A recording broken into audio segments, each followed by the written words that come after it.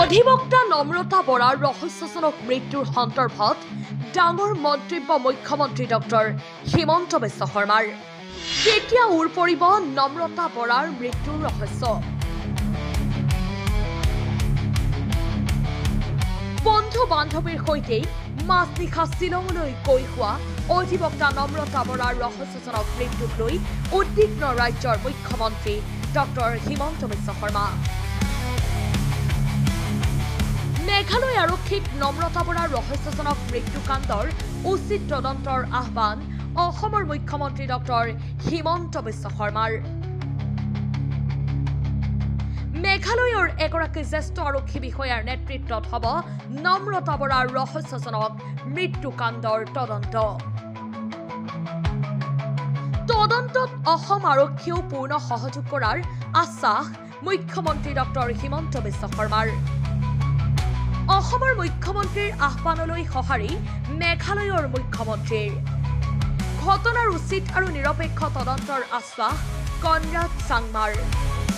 সামাজিক মাধ্যমত মুখ্যমন্ত্ৰী ডক্টৰ হিমন্ত বিশ্ব শৰ্মাই এটা পোষ্ট যোগে লিখিছে, যোৱা 4 জুন বুধবাৰে পুৱতি নিশা নংপু আৰক্ষী থানাৰ সমীপত সংঘটিত শোকাবহ ঘটনাটিৰ বিষয়ত দৃষ্টি নিক্ষেপ কৰিবলৈ মই মেঘালয়ৰ মাননীয় মুখ্যমন্ত্ৰী শ্ৰী কনৰাড চাংমা ডাঙৰীয়াক অনুৰোধ জনাইছো। মুখ্যমন্ত্ৰী ডক্টৰ হিমন্ত বিশ্ব শৰ্মাই লগতে লিখিছে, AS01 EV9578 পঞ্জীয়ন নম্বৰযুক্ত এখন বাহন দুৰ্ঘটনাগ্ৰস্ত হোৱাৰ ফলত নম্ৰতা বৰা নামৰ এগৰাকী যুৱতীৰ দুৰ্ভাগ্যজনকভাৱে মৃত্যু হয়। আনহাতে আন 4জন সহযাত্ৰীয়ে সামান্য আঘাতে পায়। নংপু আৰক্ষী থানাত এই সন্দৰ্ভত এক গোচৰ ৰুজু কৰা হৈছে।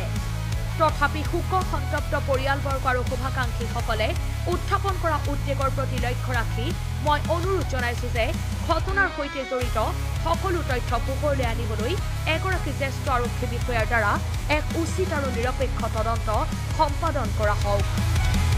উল্লেখযোগ্য যে অধিবক্তা নম্ৰতা বৰাৰ মৃত্যু এতিয়াও হৈ আছে ৰহস্যজনক। মুখ খোলা নাই সতীৰ্থ বন্ধু বান্ধৱীয়েও। ৰাতিপুৱা মেঘালয়ৰ মুখ্যমন্ত্ৰী ডাঙৰীয়াৰ লগত কথা পাতিছো। তেখেতক মই অনুৰোধ কৰিছো যে আপুনি এজন সিনিয়ৰ অফিচাৰক ইনকুৱাৰীৰ দায়িত্ব দিয়ক। মই টুইটো কৰিছো, তেওঁ কৈছে যে মই আজিৰ দিনটোৰ ভিতৰতে আলোচনা কৰি সিনিয়ৰ অফিচাৰ এজনক দিম। আৰু আমি গুৱাহাটীতো এই ঘটনাৰ আঁৰত কি আছে চাবৰ কাৰণে গুৱাহাটীতো আমি এটা প্ৰাথমিক অনুসন্ধান এটা ইতিমধ্যে আৰম্ভ কৰিছো অসম পুলিচৰ দ্বাৰা। কেইটামান দিন লাগিব, যদি কিবা ঘটনা সঁচাই তাত কিবা আছে নিশ্চয় আমি ঘটনাটো গুৰিলৈকে যাব পাৰিম। মই খালি এটাই অনুৰোধ কৰিম যে আমি যিবিলাক সমাজত কথা আলোচনা হৈ থাকে অকণমান আমাৰ গাৰ্জেনৰ পৰা ডেকা ল'ৰা ছোৱালীলৈকে আমি যাতে অকণমান সচেতন হওঁ, সাৱধান হওঁ, সতৰ্ক হৈ থাকোঁ। অলপমান সমাজতো সামাজিক দিশতো এইবিলাকৰ ক্ষেত্ৰত কাম কৰাৰ প্ৰয়োজনীয়তা আছে।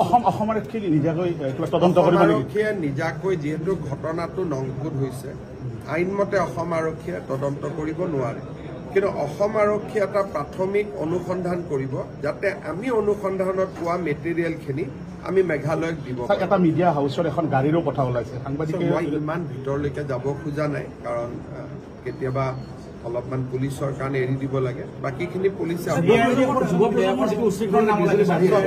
মই কোনো বিশেষণ ব্যৱহাৰ কৰিব খোজা নাই, কিন্তু যিটো ঘটনা হৈছে সকলোৰে সন্মুখত আছে আৰু প্ৰত্যেকটো ঘটনাৰ পৰা আমি শিকিব লাগে। অভিভাৱকসকলেও শিকিব লাগে, পিতৃ মাতৃয়েও শিকিব লাগে আৰু যুৱ প্ৰজন্মই শিকিব লাগে। ভালখিনি আমি গ্ৰহণ কৰিব লাগে, বেয়াখিনি আমি আঁতৰাব লাগে। News desk report, Kalaigaon live.